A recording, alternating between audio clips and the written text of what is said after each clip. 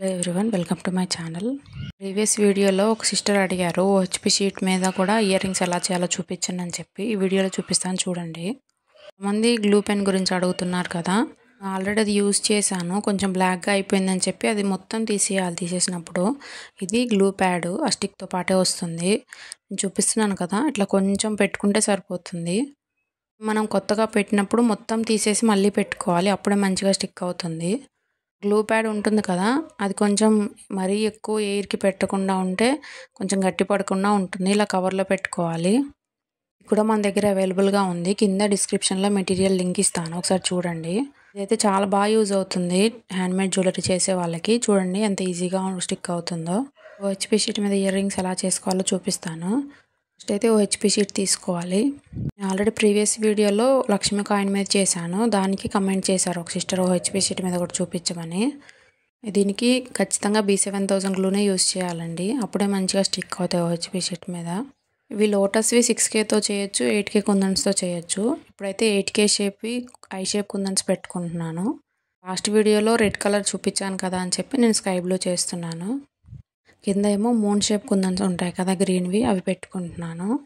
నేను maximum OHP sheet మీద చేయకుండానే చేస్తానండి వీడియోస్ చాలా వరకు. కొన్నిటికి ఖచ్చితంగా ఓహెచ్పి షీటే యూజ్ చేయాలి, అలాంటివి మాత్రం కన్ఫర్మ్ ఓహెచ్పి షీటే యూజ్ చేస్తాను. ఇవి ఒక షీట్ తీసుకుంటే మనకు చాలా ఇయర్ రింగ్స్ కానీ చాలా అవుతాయి. ఇప్పుడు ఇట్లా మళ్ళీ గ్లూ అప్లై చేసుకొని పైన ఇంకో 2 కుందన్స్ పెట్టుకోవాలి. కింద 3mmది రౌండ్ కుందన్ పెట్టుకున్నాను. ఇవి ఒక ప్యాచెస్ ఒక కస్టమర్ ఆర్డర్ చేశారు, అందుకని ఆల్రెడీ చేసి పెట్టుకున్నాను, మీకోసం జస్ట్ చూపిస్తున్నాను.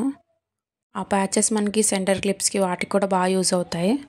ఇప్పుడు సెకండ్ ఇయర్ రింగ్స్ అండి. ఇది కూడా 8Kదే, కాకపోతే మ్యాట్ కుందన్స్ పింక్ కలర్వి. సేమ్ ఫస్ట్ది ఎట్లాగా స్టిక్ చేసామో సేమ్ అదే ప్రాసెస్. కాకపోతే ఇప్పుడు ఈ 2 ఇయర్ రింగ్స్లో నేను ఒకటేమో కింద లోరియల్స్ యాడ్ చేసి చూపిస్తాను, ఒకటి జస్ట్ స్టడ్లా చూపిస్తాను. ఇట్లా మళ్ళీ గ్లూ అప్లై చేసుకొని పైన ఇంకో 2 కుందన్స్ పెట్టుకోవాలి. కింద 3mm రౌండ్ కుందన్ పెట్టుకోవాలి. దగ్గర రౌండ్ కుందన్ ఎగ్జాక్ట్ ఆ కలరే లేకపోయినా వైట్దైనా పెట్టవచ్చు, లేదంటే జిర్కోన్ స్టోన్ ఉంటుంది కదా అదైనా పెట్టుకోవచ్చు.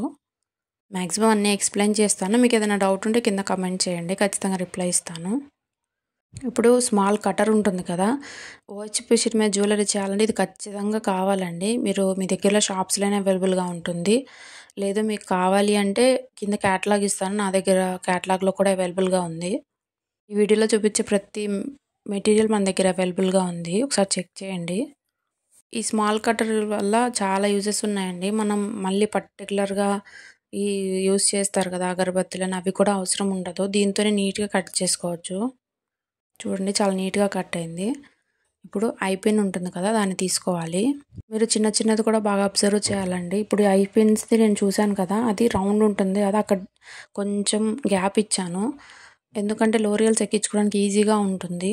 అది మీకు ఎక్కించేటప్పుడు అర్థమవుతుంది, ఒకసారి చూడండి. మనం ప్రిపేర్ చేసుకున్న దానికి back side B7000 glue apply చేసుకొని ఇయర్ స్టార్ట్స్ ఉంటాయి కదా, అది ప్లస్ ఐ పిన్స్ పెట్టుకోవాలి. గ్లూ అప్లై చేయగానే ఐ పిన్స్ పెడితే చూడండి ఎట్లా పడిపోతుందో, అట్లా అస్సలు పెట్టకూడదు. గ్లూ అప్లై చేసినాక కొంచెంసేపు వెయిట్ చేసినాక ఇట్లా స్టిక్ చేస్తే బాగా స్టిక్ అవుతుంది. ఇప్పుడు దీనికి బ్యాక్ సైడ్ వ్యాక్ షీట్ పెట్టుకోవాలి. వ్యాక్ షీట్లో ఇప్పుడు నేను చూపిస్తున్నాను కదా, ఈ 2 అవైలబుల్గా ఉన్నాయి మన దగ్గర. నేను చూపిస్తున్నాను చూడండి, కొంచెం అప్రాక్సిమేట్గా ఇట్లా కట్ చేసుకోవాలి. ఎగ్జాక్ట్ మొత్తం ఫిల్ అవ్వాలని ఏం లేదండి, లైట్గా ఐ పిన్ అది స్టడ్ కవర్ అయితే సరిపోతుంది. ఆ ఇయర్ స్టడ్లోకి ఈజీగా కోసం ఇట్లాగా నీడిల్ ఉంటుంది కదా, దానికి ఒక హోల్ పెట్టుకోవాలి, ఆ స్టడ్లోకి దూర్చుకోవడానికి ఈజీగా ఉండాలి కదా. చూపిస్తున్నాను చూడండి, ఆ ఇయర్ రింగ్కి కింద ఐ పిన్ ఉంటుంది, అటు సైడ్ అసలు రాకూడదు ఎక్కువ, ఎందుకంటే కట్ చేయడానికి అవ్వదు. పైన సైడ్ కొంచెం ఎక్కువ ఉన్నా పర్లేదు, మనం కట్టర్తో కట్ చేసుకోవచ్చు కొంచెం డ్రై అయినాక. దానికి గ్లూ అప్లై చేసుకొని ఇట్లా స్టిక్ చేసేసుకోవడమే. నాకు చూపించాను కదా ప్యాచెస్ అని, అవి మీకు కలర్స్ కస్టమైజేషన్ కూడా అవైలబుల్గా ఉంటుంది, మీకు కావాలంటే ఆర్డర్ ప్లేస్ చేసుకోవచ్చు. ఎందుకంటే ఫింగర్ రింగ్స్కి యూజ్ చేసుకోవచ్చు, ఇట్లాగ ఇయర్ రింగ్స్ కోసం అని, ప్లస్ సెంటర్ క్లిప్స్ మీద స్టిక్ చేసుకోవచ్చు, చాలా వాటికి యూజ్ అవుతుంది. మీరు నా ఛానల్ ఇదే ఫస్ట్ టైం చూస్తే ఖచ్చితంగా సబ్స్క్రైబ్ చేసుకోండి. ఈ వీడియో ఎలా అనిపించిందో ఒక లైక్ చేసి కమెంట్ చేయండి. ఇప్పుడు ఈ లోరియల్స్ని అటాచ్ చేసేసుకోవాలి.